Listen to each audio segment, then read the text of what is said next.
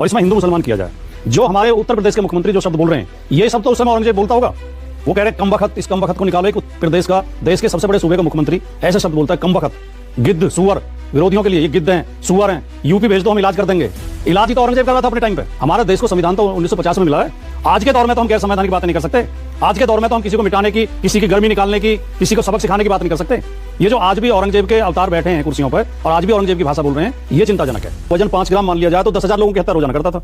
49 साल में 20 करोड़ लोगों की हत्या हुई, जबकि उस समय देश की आबादी 14-15 करोड़ थी टोटली। हम सच बताते तो कहते हैं तो उसकी वकालत कर रहे हैं। हम वकालत नहीं कर रहे, सच्चाई ये भी तो है। आइए देखते हैं, मजा आएगा। कि बी टीम समाजवादी पार्टी, ऐसा आरोप मैं पहली बार सुन रहा हूं। अब से पहले मैंने नहीं सुना। अरे कौन भौंक रहा है ये बदतमीज? पार्टी साहब बोलिए। नहीं, बिल्कुल मेरा आधा जवाब तो आपने दे दिया कि आप पहली बार सुन रहे हैं, क्योंकि इस देश में कोई भी समझदार और जानकार आदमी, बुद्धिमान आदमी ये नहीं कह सकता और ये विश्वास नहीं कर सकता कि समाजवादी पार्टी, भारतीय जनता पार्टी को कोई मदद कर सकती है। ठीक कहा है, सांप्रदायिकता के मामले में, धर्मनिरपेक्षता के मामले में, समाजवाद और सामाजिक न्याय के मामले में समाजवादी पार्टी की नीति एकदम स्पष्ट है, जो भारतीय जनता पार्टी के खिलाफ जाती है। और भारतीय जनता पार्टी के सामने अगर अड़के खड़ी है इस देश में कोई पार्टी, तो वो समाजवादी पार्टी है। अब मैं आता हूं उस मुद्दे पे। ये जो महाराष्ट्र से चल के उत्तर प्रदेश तक चिंगारी आ गई है। पहली बात तो अबू आजमी का जो निलंबन किया गया विधानसभा से, वो गैर संवैधानिक, गैर कानूनी और गलत तरीके से किया गया। सदन में बोले गए शब्दों के लिए ही सदन कार्रवाई कर सकता है। सदन के बाहर सड़क पर किसी ने क्या बोला, उसकी कार्रवाई के लिए थाने और कचहरी बनी हुई है, चड्ढा समझाओ इसे, न्यायालय बने हुए हैं। उस पर सदन को कार्रवाई करने का कोई अधिकार नहीं है। विधानसभा के अंदर बोले गए शब्दों पे बाहर एफआईआर नहीं हो सकती और बाहर गए बोले गए शब्दों पे विधानसभा कार्रवाई नहीं कर सकती। तो ये असंवैधानिक है। ये भारतीय जनता पार्टी को सूट करता है कि ऐसे मुद्दों को उछाल के उसे उस पूरे मुस्लिम समुदाय को निशाने पे लिया जाए और इसमें हिंदू मुसलमान किया जाए। जो हमारे उत्तर प्रदेश के मुख्यमंत्री जो शब्द बोल रहे हैं, ये शब्द तो उस समय औरंगजेब बोलता होगा। गजब बेइज्जती है। वो कह रहे हैं कम बखत, इस कम बखत को निकालो। एक प्रदेश का, देश के सबसे बड़े सूबे का मुख्यमंत्री ऐसे शब्द बोलता है, कम बखत, गिद्ध, सुअर, विरोधियों के लिए ये गिद्ध हैं, सुअर हैं, यूपी भेज दो, हम इलाज कर देंगे। इलाज ही तो औरंगजेब कर रहा था अपने टाइम पे। नहीं, बिल्कुल ही अनपढ़ हो, जाहिल हो, गवार हो, सुअर हो, औसड़ी वाला क्या हो तुम? हमें एक बात समझनी पड़ेगी, जिस पीरियड में औरंगजेब हुआ उस समय कोई संविधान, कोई कानून, कोई न्यायालय नहीं थे। उस समय के राजा तलवार के बल पर ही राजा बनते थे और वो हिंसा करते थे और वो हर राजा थोड़ा बहुत क्रूरता करता था, थोड़ा बहुत शोषण करता था। हमारे देश को संविधान तो 1950 में मिला है। आज के दौर में तो हम गैर संवैधानिक बातें नहीं कर सकते जी, ठीक है। आज के दौर में तो हम किसी को मिटाने की, किसी की गर्मी निकालने की, किसी को सबक सिखाने की बात नहीं कर सकते। ये जो आज भी औरंगजेब के अवतार बैठे हैं कुर्सियों पर और आज भी औरंगजेब की भाषा बोल रहे हैं, ये चिंताजनक है। अच्छा बात। और एक सवाल आपने भी उठाया, इतिहास से मिटा दो। देखिए, जो पूर्व में घटनाएं घट चुकी हैं, उनका चाहे हम समर्थन करें चाहे विरोध करें, उन्हें मिटा तो नहीं सकते। वो तो घटनाएं घट चुकी। औरंगजेब तो इस देश का शासक रहा, 49 वर्ष तक रहा। चीन से लेकर अफगानिस्तान तक उसका शासन था। तो ये सारी चीजें तो इतिहास से मिटाई नहीं जा सकती।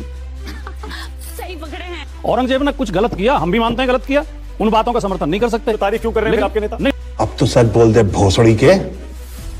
तारीफ नहीं कर रहा हूं। जब अबू आजमी ने कह दिया कि मैं अपने शब्द वापस ले रहा हूं, खेद व्यक्त कर दिया और पत्रकारों ने घेर के उनसे पूछा, किसी सवाल के जवाब में उन्होंने बोल दिया। मगर क्यों?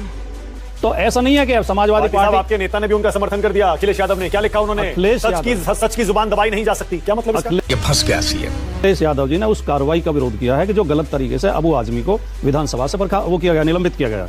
ये गलत है, उसका विरोध किया। आप तो इतिहास के इतने बड़े ज्ञानी भी हैं बाड़ी साहब, आप तो पढ़ते लिखते बहुत हैं। सब थोड़ा बताइए ना, जरा मानिए ना, थोड़ा बताइए कि वो औरंगजेब क्रूर था, मंदिर तोड़ता था, उसने गैर मुस्लिमों पर खास तौर से अत्याचार किए।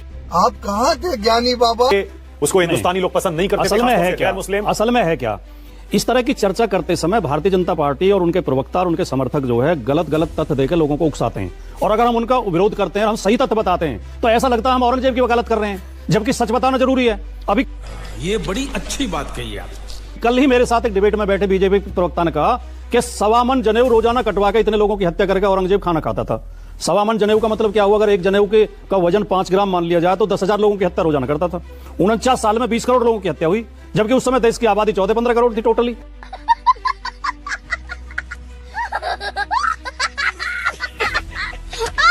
तो इस तरह के तथ्य जो गलत तथ्य पेश करते हैं, हम सच बताते तो कहते हैं तो उसकी वकालत कर रहे हैं। हम वकालत नहीं कर रहे, सच्चाई ये भी तो है कि देखिए महाकाल का मंदिर है उज्जैन में, वहां सरकारी खजाने से घी जाता है, जो अखंड ज्योति जलती है सरकारी खजाने से घी जाता है। तो एक पत्रकार ने रिसर्च की कि ये परंपरा कब हुई, कब शुरू हुई। वो खोजते खोजते अभिलेखागार में जाकर उसने सारे पत्र खोजे और उसे पता चला कि औरंगजेब के टाइम में शुरू हुई। औरंगजेब ने यह ऐलान किया था, सबसे पहला आदेश दिया कि सरकारी खजाने से महाकाल के मंदिर को घी जाएगा। तो मतलब यही नहीं, अभी और सुनिए। अच्छा बुरा नहीं बोल सकते ना, अच्छा है या बुरा है नहीं बोला जा सकता। कई गलतियां की। और औरंगजेब देखिए एक ऐसा शासक था कि जो उसके समय में जीडीपी बहुत मजबूत थी देश की, देश की आर्थिक स्थिति बहुत अच्छी थी। वो सरकारी खजाने से 1 रुपया अपने ऊपर खर्च नहीं करता था, टोपी सिल के उससे पैसे कमा के खाना खाता था। हम लोगों ने गरीबी देखी है। तो जो कुछ अच्छी चीजें हैं उनकी तारीफ हमें करनी चाहिए। जो उसकी कमियां हैं, उसने हिंदुओं के ऊपर अत्याचार किए, हिंदुओं के ऊपर कर लगाया और सिख गुरुओं के बच्चों की हत्या की और कुछ मंदिर तोड़े। मैं ये नहीं, ये तो कहते हैं हजारों मंदिर तोड़े।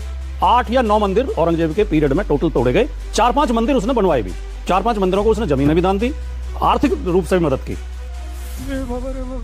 मैं तो तेरे को हरामी समझता था, तो राम निकला, देव मानुस निकला। तो दोनों जो 8-9 मंदिर तोड़े, ये आंकड़ा कहां से आया? ये मैंने इतिहास में ही पढ़ा है। इतिहासकार जो अच्छे इतिहासकार हैं, जो तथ्यात्मक और जो रेफरेंस देकर लिखते हैं, उन्होंने कहा कि 9 मंदिर टोटल तोड़े गए औरंगजेब के पीरियड में। और उससे ज्यादा तो हर्ष ने मंदिर तोड़े। हर्ष ने तो एक विभाग बना दिया था मंदिर तोड़ने का।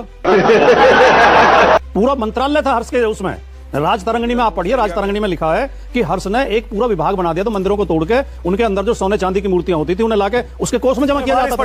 बस हवा निकल गई। पठान मुस्कुरा रहे हैं, लगातार हंस रहे हैं राजकुमार भाटी की बात पर। क्या हो गया वारिस पठान? राजकुमार भाटी तो इतिहास से पढ़कर बता रहे हैं। नहीं, वो बता रहे नहीं, राजकुमार भाटी इतिहास पढ़े लेकिन प्रेजेंट के अंदर भूल गए वो। अभी उन्होंने कहा कि मैंने आज तक कभी नहीं सुना कि किसी ने कहा होगा कि समाजवादी पार्टी बीजेपी की बी टीम है। ये महाराष्ट्र के अदलटू पे बैठे हुए उद्धव ठाकरे की सेना के हैं। ये यहाँ पे आप उसके साथ में थे अभी महाविकास आघाड़ी का हिस्सा विधानसभा इलेक्शन में, तभी आपने पूरा काम किया बीजेपी का। जहां कांग्रेस ने कैंडिडेट खड़ा किया, आपने वहां पे कैंडिडेट खड़ा कर दिया था समाजवादी ने। इसलिए अभी आदित्य ठाकरे उन्होंने कहा था कि महाराष्ट्र के अंदर समाजवादी पार्टी ने बीजेपी का भी काम कर दिया, बीजेपी का, और आज भी कर रही है। आज भी बीजेपी को चड्ढा समझाओ, इसे समझाओ। ने बचा लिया। मैंने माना भाई बीजेपी को बचा लिया। मेरे सारे मुद्दों से ध्यान भटका दिया। 3 दिन सदन को बर्खास्त करवा दिया ताकि बीजेपी को घेरा नहीं जा सके। ईडी से बच जाओ, तो सबसे पहले ईडी से बचो। वारिस पठान, अगर देश भर में अपने उम्मीदवार उतारना बीजेपी की बी टीम होना है, तो ये आरोप सबसे ज्यादा आप ही पर लगता है। आपको भी पता है। ठीक कहा है, ठीक कहा है, ठीक कहा है साला। दिमाग खराब है मेरा, इसलिए भी